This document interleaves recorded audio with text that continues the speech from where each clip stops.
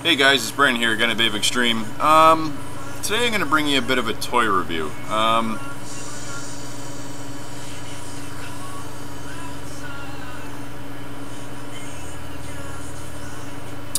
lot of people are using rebuildable atomizer tanks, the Vivi Novas, which are, in case you didn't know, they are rebuildable as well, or you can just order in the heads depending on how much time you have on your hands.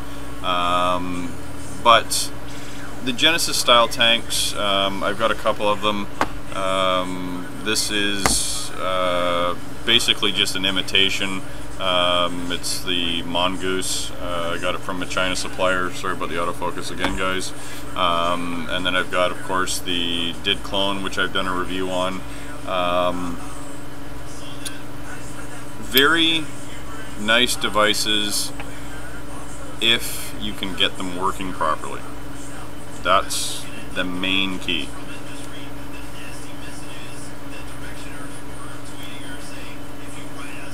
This one here doesn't work that bad.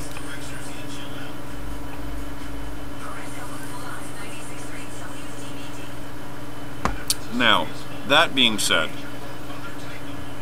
the Vivi rebuildable is basically a Vivi Nova style device, as in it uses the silica wicks and then of course your heating coil up top. I'm not sure if you're going to be able to see that or not. No, of course not. So I'm going to click the autofocus off and see if I can get that. There she goes. So you can see that there's a coil, and there's actually two wicks in on these. It basically, I'll try and get it focused back on me. Basically there's a wick that runs on each side, and then the wick actually curls down into the base, so the object is basically, of course, to absorb all the juice into your up into your coil. Now, I'm not necessarily going to give this a negative review, but I am going to let you know my experience of what I had. I actually ordered in a couple of these. I have one here in blue, and then I also have the one here in clear. The one in clear is the first one that I tried. Was very, very disappointed. It didn't wick. It was just dry hit after dry hit after dry hit after dry hit. But then I got thinking. The Genesis style atomizers, whether they're knockoffs or the originals, can be fairly expensive. These ones here, I think they'll probably retail for around $20. I haven't seen them on any Canadian or American sites as of yet, but I'm sure you'll start to see them pop up shortly. There is an advantage to it. I haven't tried to rebuild this back into its original state for a couple reasons. I kind of like these, and I wanted to try and see if I could make another one, and I'll show you why. Basically, your top cap is one solid piece. I really hate autofocus, so I'm going to manually focus. So your top cap is one solid piece. It's actually a fairly standard tip on it. Like your standard plastic tips is the basic idea. There is an O-ring right at the top here, so it seals the top part. I'll just basically twist the bottom part off and pull it out. Of course, you got your plastic tube. The only downfall, they are fairly thin tubes. They're not thick by any means. You can almost, I'm not going to say you can almost squish them, but they're sort of pliable. And then of course this is your main part for the actual tank. Now there is an O-ring, of course, on the bottom here, which you're probably not going to be able to see. Oh, there it is. And then it's got a little bit of a well at the bottom. Your O-ring that seals your juice in. This long post actually threads out, and that's your filling hole. And then, sorry, this one had juice in it at one particular point in time. Your two holes at the bottom on each side of this post are actually where your wicks originally went, and then the two posts is actually where your coil connects.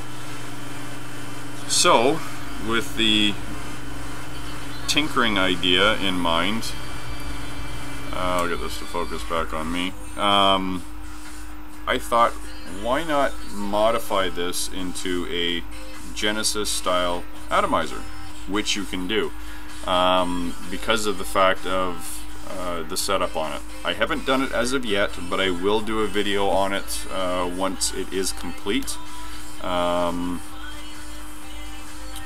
But yeah, it's, again, I was very disappointed with the first one I tried. I'm not sure if it was maybe the wick was wound, or the coil was wound too tight around the wicks.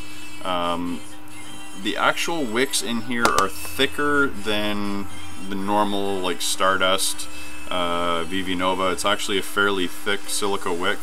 So I'm not sure if, you know, maybe if you were to drill the holes out a little bit, or maybe use a smaller wick would be my idea. Or maybe even do some adjustments on the coil may actually make a bit of a difference. But the second one I tried, which is the blue one, doesn't perform all that bad.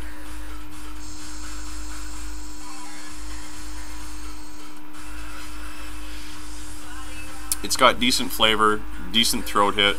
The coils straight out of the box came out at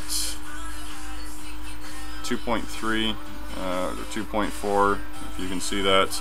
So I'm vaping this at crap, Proberry. Vaping this at 4.3 volts. Sorry.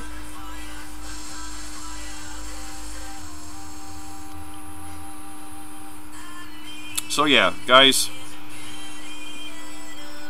I don't know. It's gonna depend on which one you get, what day it was manufactured. I don't know. I only had two of them to try. Like I said, the first one, I wasn't happy with it at all. I've already shown you. I've already tore it apart. The second one actually doesn't vape that bad. I was actually a little more impressed, obviously, because it works and it wicks. And I haven't gotten a dry hit off it yet. And I've been vaping it for basically today, and it's been pretty decent. So the nice part is, or sorry, we'll do positives and negatives, I guess. The negative side of it is, first off, size.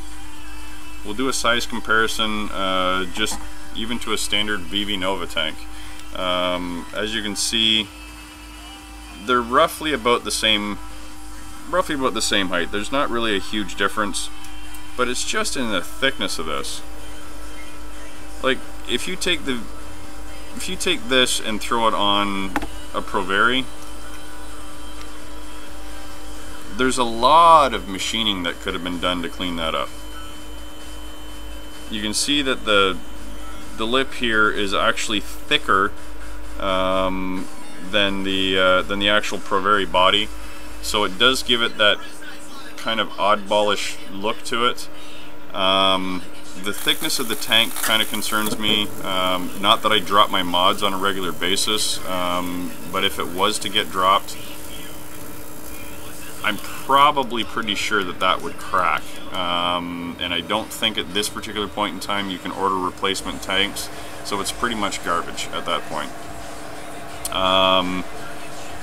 Again, another negative, just you know, it was a 50-50 shot on how well they performed. I'm sure with some modifications I probably could have got it to work, but I personally don't like modding stuff brand new out of a package. I'd rather have it perform and then later on down the road when it quits working do the modding, not have to mod it right out of the box. That's just the way I am. So that's what I had for negatives. The positives, 50-50 chance that you might get one that works, or you might have to do some modifications to it. But when they do perform, or if you get one that does perform, they do perform fairly well.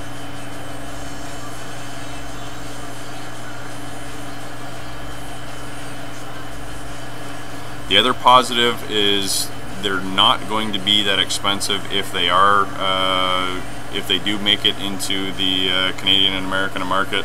I'm probably going to say they'll be around $15 to $20, somewhere in that area. The other positive is that A, it's a rebuildable, and B, if you want to mod it, you can actually mod it into a Genesis style atomizer. It might take a little bit of tinkering, but you can get it to work.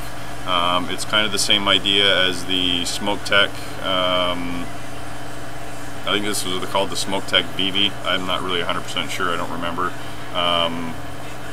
I vaped this for 3 days and then went to change the juices in it, and then the bottom ripped out of it, so it's, whoops, and I'm losing the screws out of the bottom, or the drip tip.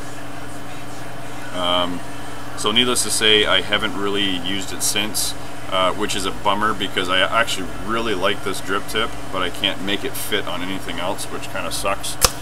So that goes into my vaping box of crap I don't use anymore. So yeah, guys, if you want to give them a try, but my suggestion is don't have high expectations. Have the expectations that you're getting a very inexpensive, moddable atomizer tank. So that's what I got for you today, guys. So as always, let's keep on vaping.